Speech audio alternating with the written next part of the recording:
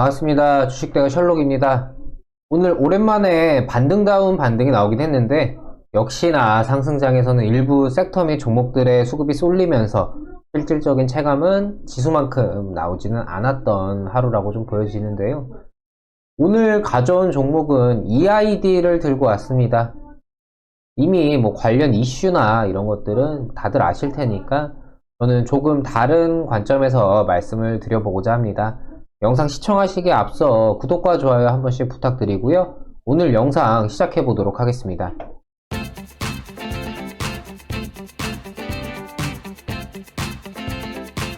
일단 어제 뉴로스 영상에서 아무리 힘들어도 지나고 나면 별것 아니다 라고 말씀을 드렸었는데요. 오늘 이렇게 시장이 회복을 해주었습니다. EID를 보유하고 계신 주주분들 역시 마찬가지라고 생각이 되는데요.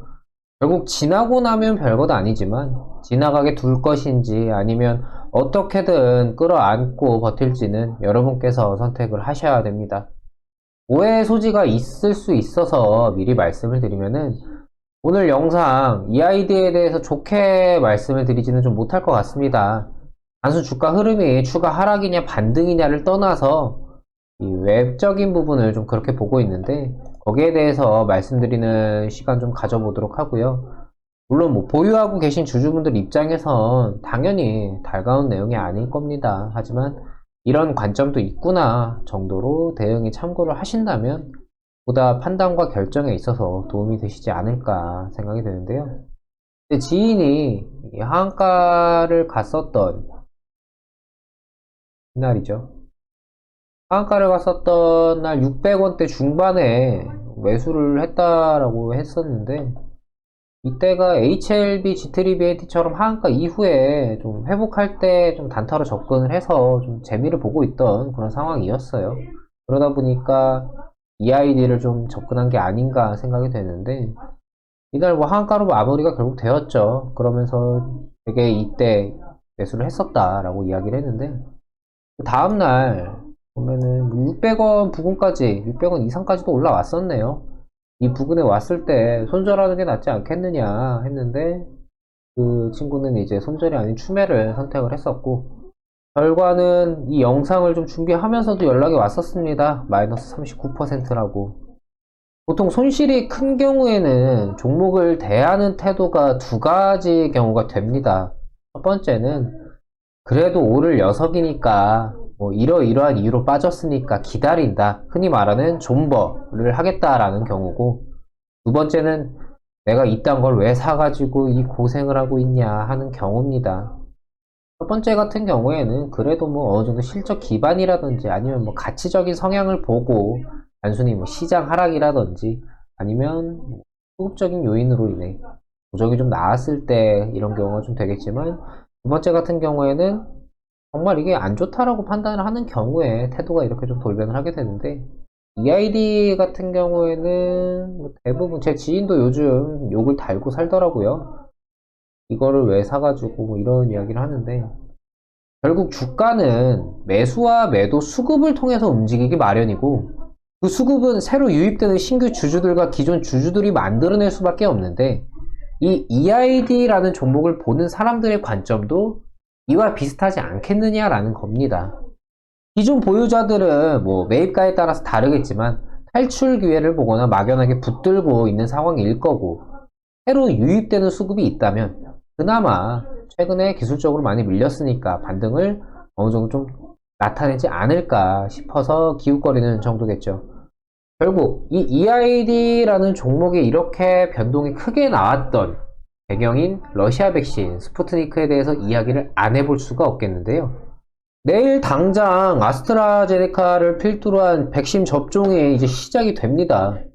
이전에 러시아 백신이 처음 이슈가 되었을 때도 그때 당시 이제 질병청에서 아직 뭐 확정된 게 없다라고 이야기를 했었죠.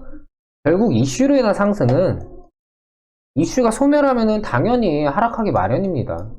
물론 이 과정에서 차익 매물 출회라든지 뭐 여러 변수 요인들이 있겠지만 기본적으로는 이슈로 인한 상승 이후에는 이슈가 소멸하면 당연히 하락을 하는 게 수순이죠.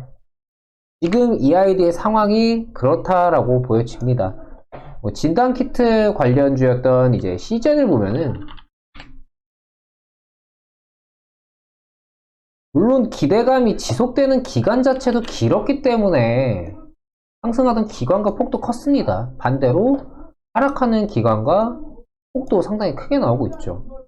하락이 시작됐던 이 시기, 작년 말 정도 부분, 이때 이제 백신이 이슈화가 되면서 이슈 수급이 옮겨갔던 시기와 동일합니다. 결국 주식은 그때그때 수급으로 좌우가 되는 건데, 그 수급은 이슈를 타고 움직이는 성향이 강하기 때문에 해당 이슈가 살아있느냐 살아있지 않느냐가 굉장히 중요한 겁니다.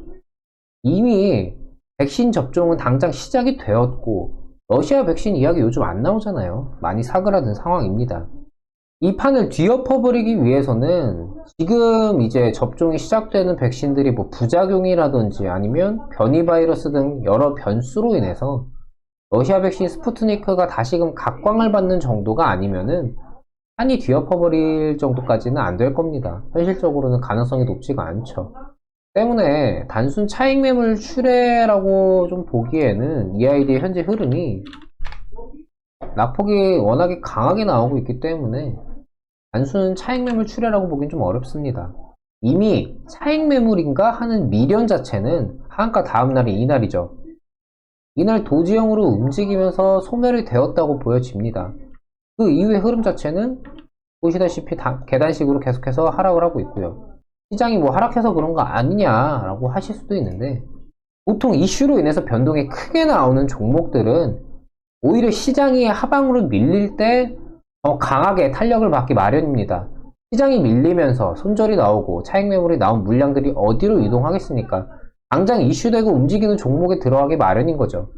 그런데 이렇게 움직였다는 거는 결국 지금 EID가 가지고 있는 러시아 백신 관련 이슈성 기대감은 어느 정도 소멸한 상황이다 라는 해석이 가능한 겁니다. 이슈로 인해 오른 종목이 이슈의 힘을 더 못 받는다면 답은 이미 나와 있다고 봅니다.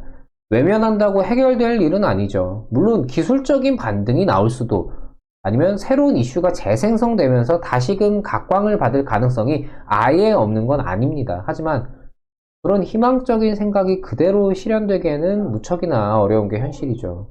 EID라는 기업이 뭐 탄탄한 것도 아닙니다. 다른 영상들에서도 많이들 확인하셨겠지만 뭐 적자에다가 유보금이 그렇게 많은 기업도 아니에요.